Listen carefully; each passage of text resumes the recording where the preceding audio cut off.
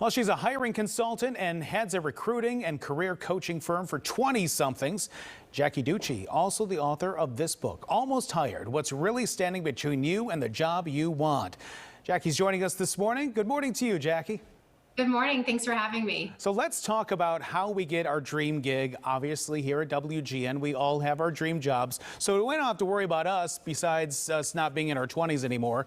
But let's talk about the number one thing in your book about what you should not do, and that's going negative. Yes. So I think this is probably the number one thing that I see knock candidates out of the running all the time, and they don't even realize they're doing it.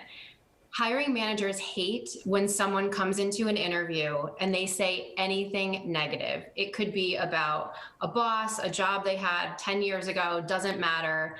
And the reason they're so sensitive to this is because it's going to make them question, is this candidate just negative in general?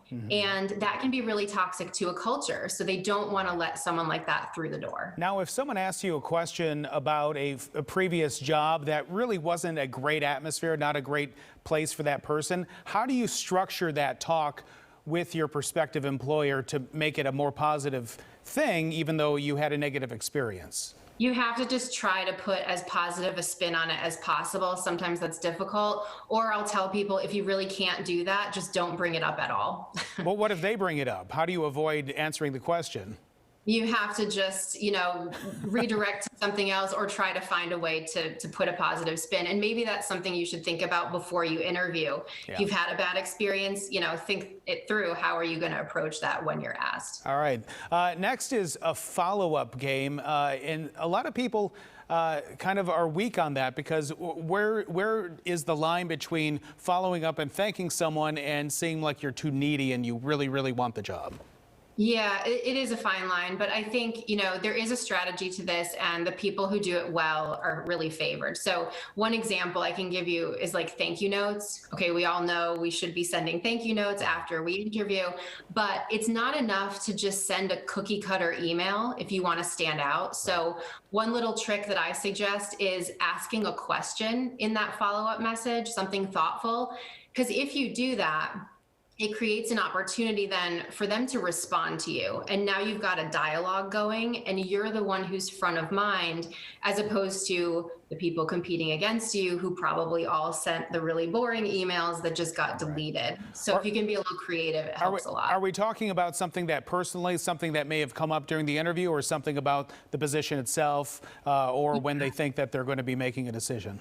Any of the above. I mean, I would just suggest, coming up with something thoughtful to show that you want it and that you're still thinking about it after. Anything to kind of keep them communicating with you. All right. So a handwritten note, not for that. That's going to be in an email so they can respond right away, right? I think I suggest doing both, but yes, an email is good because they'll get it right away. All right, let's talk about this this next thing. I think a lot of people, when they're in an interview, they want to be perfect. They want to be the perfect person, and sometimes that can backfire. Yeah, it's a little counterintuitive, right? Because you go into a hiring process, wanting to impress, and that's obviously the goal. But some people take it a little too far. Like if you oversell too much, or maybe you're so over-rehearsed that you're just saying all the right things, but it's robotic, it comes across as not likable. So I always say, getting picked for a job is as much about your personality and how you connect with the interviewers as it is about your qualifications. So they want to know you can do the job, but they also want to see who you are. Right. And they want to see that you can fit into the culture that they have, be part of the team. So just try to, you want to just be as authentic as possible. Well, I love this last one. This is telling them that you want the job. Be clear about that, right? Yes, I cannot stress this one enough, because enthusiasm's everything. So often I see candidates come out of an interview and they're like, praying for that offer because they think it's the perfect thing for them. Meanwhile, the interviewer that just talked to them has no idea if they even want it. So the excitement doesn't translate when they're speaking.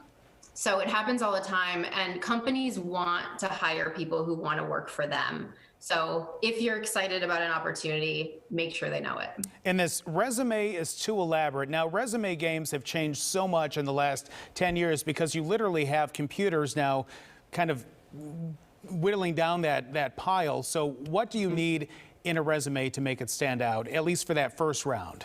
Well, it depends. So the way that, large companies scan resumes is different than small companies, but the general rule of thumb is, a hiring manager is going to take 6 seconds to look at a resume and rule someone in or out. And that's really true. So I always say, don't go over the top. You just want to be simple and clear, like no frills, no crazy formatting.